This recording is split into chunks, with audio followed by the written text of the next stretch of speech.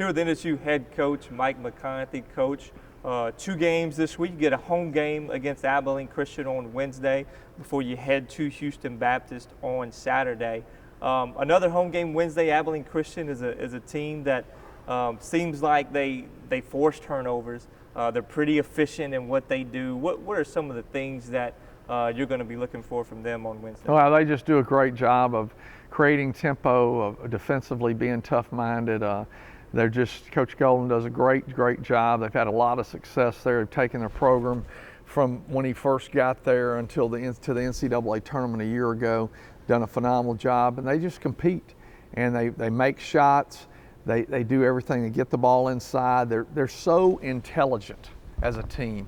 We're talking about a team that runs on probably has 20 to 30 sets. They have their base offense with all these sets, and like Coach Moore's doing the scout, and he's saying, hey, Coach, I just picked out the 10 best ones I think that they run because they just do such a great job. I mean, he is a remarkable coach. His staff is just a wonderful staff. They do a fabulous job. So the key for us is to stay within what we do, and the good things that we do them well.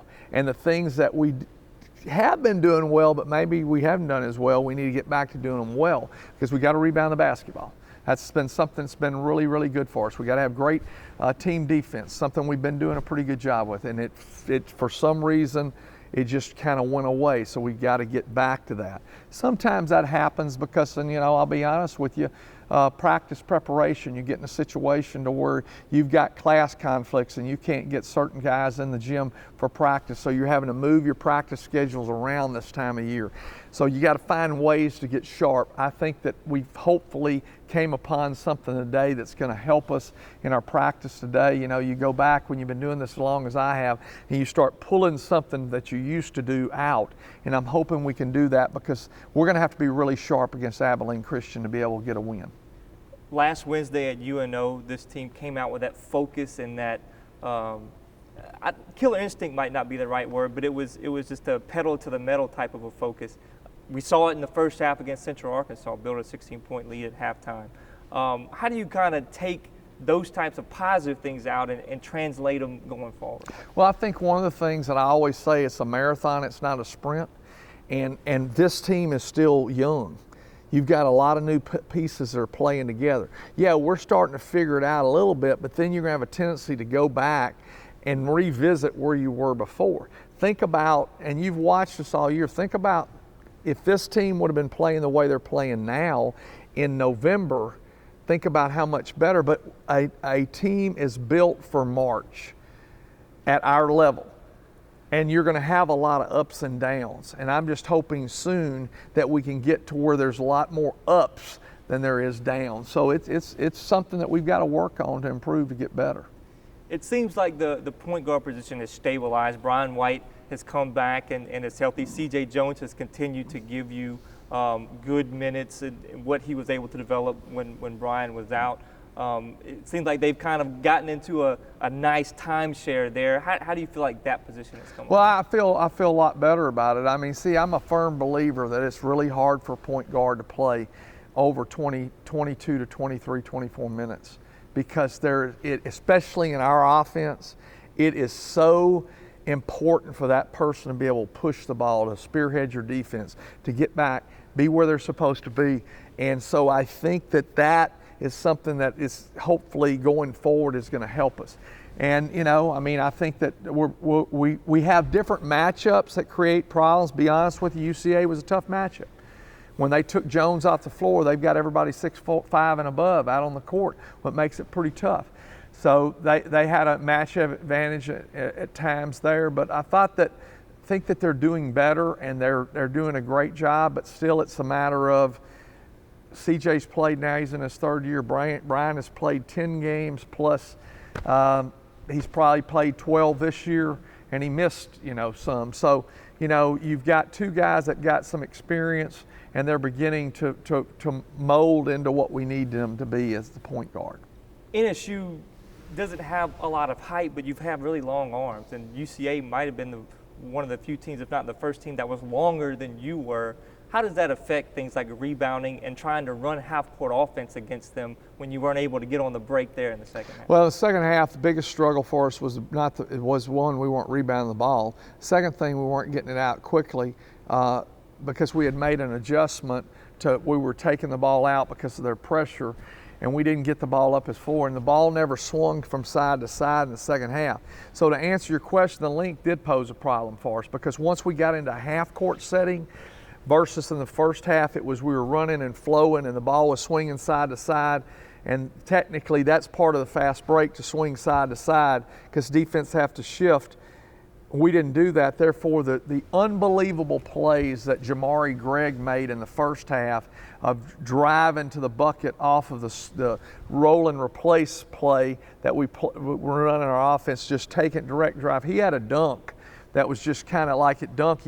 It looked like he bent the rim about 10 inches down. It was just a great, great play. So, you know, that was a problem for us, but we didn't pursue the ball. And the other thing was when three-pointers are being shot, there's going to be a longer rebound. Well, for some reason, we kept going to the rim instead of going to the 12-foot mark to rebound the ball. You're talking about building toward March, and at the beginning of the season, okay, how are we going to fit all these pieces together? Now you've got pieces like a Jovan Zelababa, Jamari Gregg, a Trenton Massner that kind of showed back up on the stat sheet at least, even though he makes a lot of impacts that don't show up. But how kind of all these things fitting together at this point, and how do you kind of keep molding as the season goes along? Well, you just got to keep plugging along and pushing buttons where they need to go. We've had injuries. Jovan Zelababa was playing great, and he twisted his ankle, and he was a little bit slow this week. He was not himself this week. You know, and then, you know, Chudier Bile, who had number-wise had a good week, but he was not himself. He only had 5 rebounds against Central Arkansas, and part of it was because he injured his knee, and it's been tentative for him. So, you know, you have to take that all into what's the word I'm trying? Consideration at this time, but you're always going to do that. So one man down, and I'm going to tell you something that you don't think about. John Norvell, Nikos, and Brian were all out when we went to McNeese, okay? Well, then one or two get re-interjected in there. John Norvell is re-interjected against Nichols. He comes out and had a great game.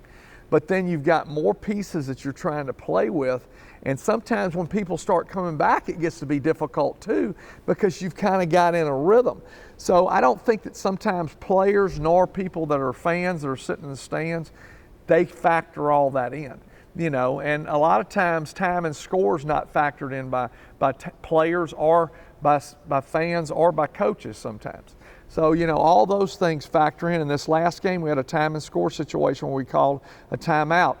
Some people probably disagreed with it, but my theory on it was we were in a 2-possession game with the 4 points down, fouled with 55 seconds to go. He missed the first free throw, made the second. We get a layup. On the other end, it would have dropped to the 3. It had been a 1-possession game with 50 seconds to go, but unfortunately the layup didn't go in. So all those things come into play. Do I always make the right call, or does our staff always make the right call? No, but we're processing a whole lot of information trying to make the right call. This team made 13 three-pointers against Central Arkansas. You didn't need to shoot very many against UNO on Wednesday because the 2-point was so effective. But what are some things that you can take from a really good 3-point night from you guys Saturday? If you go back and look at that, the 13 threes, there's probably only 2 or 3 of them that are not good shots. So as long as they're good shots, I'm okay with them. I don't like a dribble up, straight 3. I like the ball to move and catch and be ready to go up and shoot it because I think that's the ones that you make a step-in 3 off of a miss rebound or a free throw that somebody rebounds and passes out and the guy steps in. It's going in about 70% of the time. So I'd like to get those kind of shots. You know, at least they go in 70% of the time against us. So, you know, that was a really good thing, but we didn't get the 2. We didn't have a 2-point field goal in the second half to the 7-minute mark of the game. Now that is just mind-boggling. You know, how that happened. Did we have some attempts? Yeah, we had some attempts. It was a pretty physical game, and we just didn't get the ball in the hole. A quick look Saturday at Houston Baptist. This is the first time where you'll play a team a second time. At home, at a 20-something point win. Of course, on the road, it's going to be more difficult. What are going to be some important things, especially coming off that Wednesday game, to take on the road? Aggressively, be an aggressive offense, share the ball. Defensively, you got to stay in front of them. I mean, they shot about 40 free throws when they came here, and all they did was just drive straight at the goal, and it was foul after foul after foul.